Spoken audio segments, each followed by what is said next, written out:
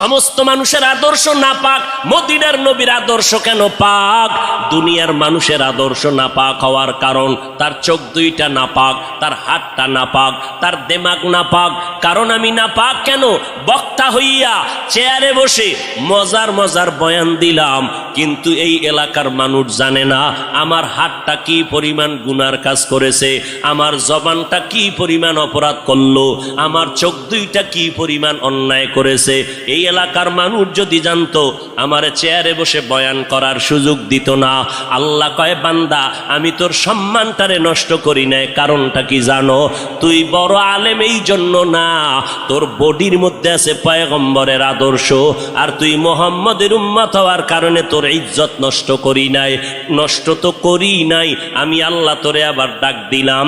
তওবার দরজায় ঈশা যদি 2 ফোঁটা চোখের পানি ছেড়ে আমি আল্লাহকে একবার আল্লাহ বলে ডাক দাও, লাব্বাইক বলে যদি তুই হাজিরা দাও, আমি আল্লাহ তোর জীবনের সব গুনাহগুলো মাফ করে দিব। কারণ আমি চাই না আমার মায়ার নবীর উম্মতেরা জাহান্নামে যাবে। কারণ একটা সেকেন্ডের আযাব আমার কোনো বান্দা সহ্য করার শক্তি হবে না। আম্মা জান আয়েশা বলেন, একদিন দেখি আমার মায়ার নবী আমার হুজরায় বসে গুনগুন গুনগুন করে কান্না করেন।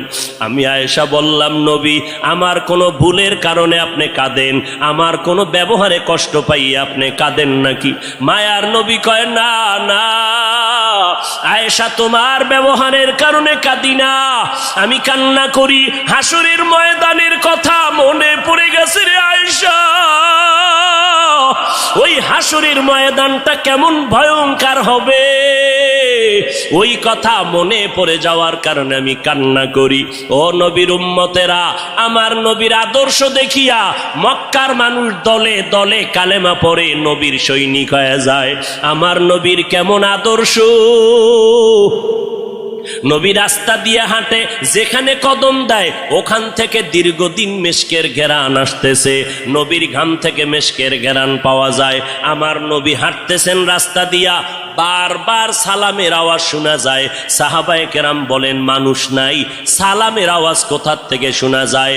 নবী বলেন, ও সাহাবায়ে কেরাম, আমি মুহাম্মদের সুসংবাদ পাইয়া জঙ্গলের হরিণ আমারে সালাম দিয়েছে, জঙ্গলের বাঘ আমারে সালাম জানিয়েছে, জঙ্গলের প্রাণীরা আমারে সালাম দেয়। আমার নবীর শরীরের মধ্যে মশা মাছি পড়া হারাম। আরবের মানুষ তাকায় দেখে মুহাম্মদ যেদিকেই যায় একটা মেঘের খণ্ড তার মাথার উপরে। কেন? সূর্যের গরম জানো নবীর শরীরে লেগে কষ্ট না দেয়, মেঘের খণ্ড ছায়া দেয়। আমার নবীর শরীরে মশা পড়ে না, মাছি পড়ে না, নবী কষ্ট পাবেন। সেই নবী আমার এই উম্মতের আদর্শ বাস্তবায়নের জন্য পেটে পাথর বেঁধে কালেমার দাওয়াত দিলেন। আমার নবী মা হারা ইয়েতিম, বাবা হারা ইয়েতিম।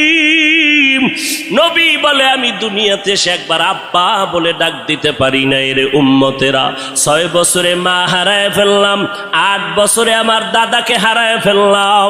আমার আরবের মধ্যে কেউ নাই, চারদিকে আমার দুশ্মন। আমি কালেমার দাওয়াত নিয়ে কোথায় যাব? আমি ঘরের মধ্যে বসে কাঁদতেছি। ওই সময় আমার এক আপন, আরবের মধ্যে আর আপন আমার কেউ ছিল না। 2 জন স্বামী বিদায়ের পরে একজন নারী, 40 বছরের বিধবা নারী খাদিজা। আমি মুহাম্মদ 25 বছরে তাকে বিয়া করে নিলাম। আল্লাহর আদালতের অনুমতি নিয়ে বিয়া করে ফেললাম। ওই খাদিজা আমার কান্নার কারণ জিজ্ঞেস করলেন, নবী কেন কান্না করেন? ও খাদিজা কান্দি কেন?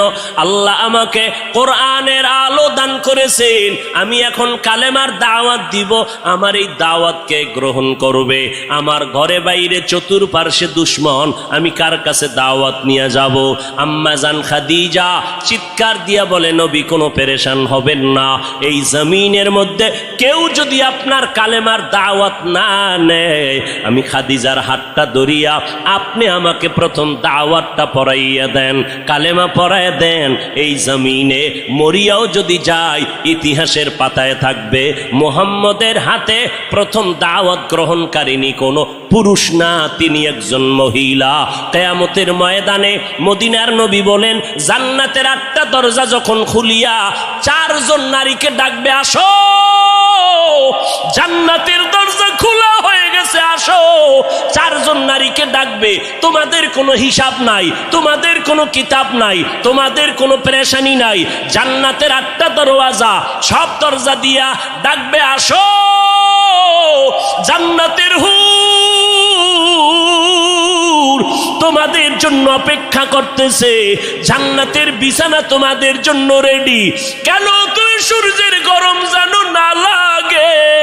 কারণ সূর্যের গরম লাগলে মাথার মগজগুলো টাস টাস করে ফেটে যাবে, একটা সেকেন্ডের আযাব সইতে পারবা না।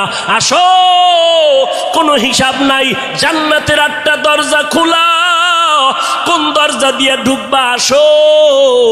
ও এলাকার মা বোনেরা, 4 জন নারীকে জান্নাতের 8টা দরজা ডাকবে, এর মধ্যে একজন নারী হবেন আমার নবীর কলিজার বিবি।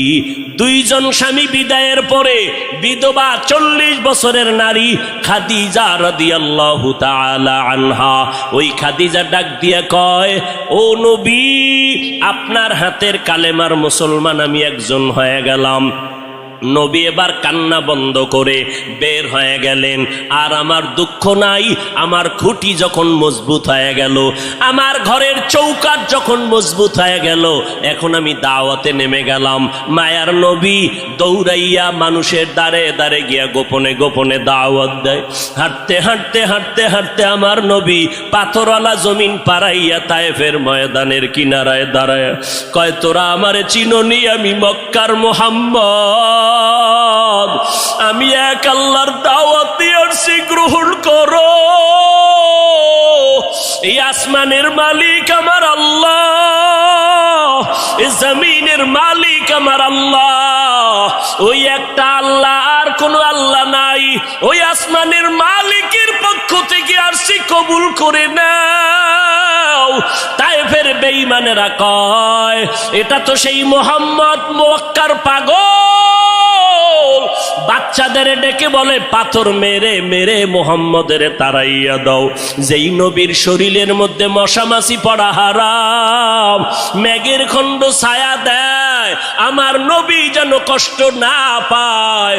ওই শরীরের মধ্যে কাফেরের গোলামেরা এমন বৃষ্টির মতো পাথর মারতেছে, পাথর পরে পরে নবীর শরীর থেকে রক্ত প্রবাহিত হইয়া জুতা আটকাইয়া গেল।